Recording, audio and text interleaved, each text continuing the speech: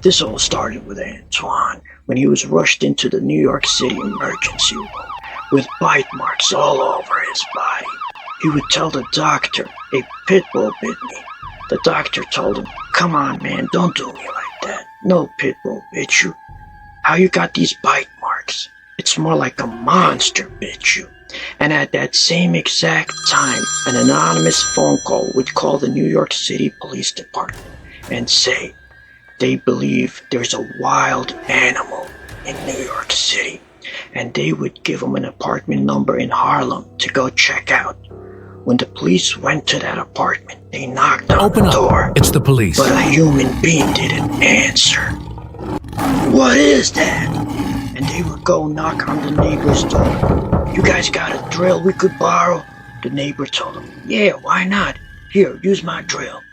And they took that drill and they drilled small holes into that door to see what's behind. And they put a camera through.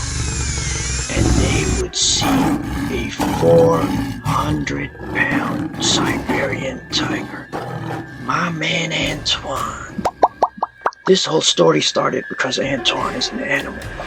I'm an animal lover myself. I own 3 indoor cats and I feed 1 million animals outside each day. Raccoons, skunks, possum, birds, you name it, I feed it. Here's a picture of me feeding a baby possum. Anyway, Antoine is 31 years old, living in New York City in a public housing building, and he drives a taxi cab part-time.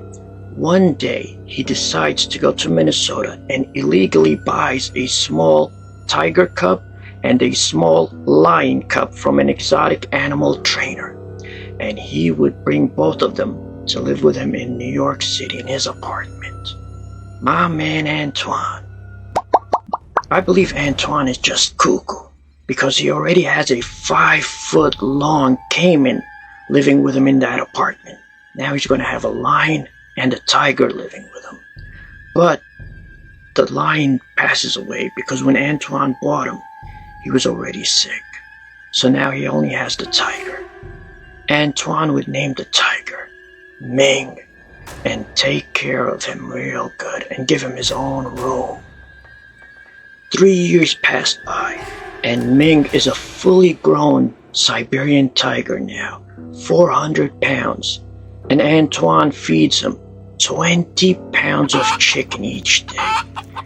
Ming is living with Antoine and Al in that apartment, and they're living the good life, all 3 of them. But one day, outside Antoine's door, he would see an abandoned cat. He felt so bad.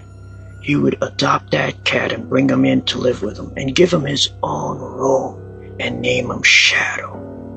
About a week later, Antoine and Ming were wrestling on the couch because that's how they play. But Shadow, the cat that they found, would get out of his room and Ming would see Shadow and go crazy. He wanted to kill Shadow. So Antoine threw himself between Ming and Shadow, and Ming would bite his neck, ah! Bite his arm, ah! And bite his leg, ah! But this time, he wouldn't let go of his leg. He kept Antoine's leg in his mouth for about 3 minutes. Antoine was like, "Come on, Ming, let me go, I can't take it." And then finally, Ming would let go of Antoine's leg. He knew he did something wrong, so he would go into the bathroom and lay down. Time out. Like and subscribe. God bless you. Do me right. I wouldn't do you guys wrong, and you know it. Let's go back. Time back in. But Antoine is hurt real bad, and he goes and dials 911. "Paramedics, I need you guys. I'm hurt real bad. I'm dying." And the paramedics go and bring him to the hospital. And that's when he lies and says he was attacked by a pit bull, that is. I had a pit bull one time, a red nose. His name was Hooch. Anyway, back to the police. The police are trying to figure out how to get this 400-pound tiger out of that building without getting eaten. So they come up with this plan to rappel down the side of the building and shoot him with a tranquilizer gun through the window. As soon as that dart hits Ming's butt, he becomes crazy and starts attacking the window. This is a real picture of Ming someone took when he attacked the window. But then he passes out and collapses.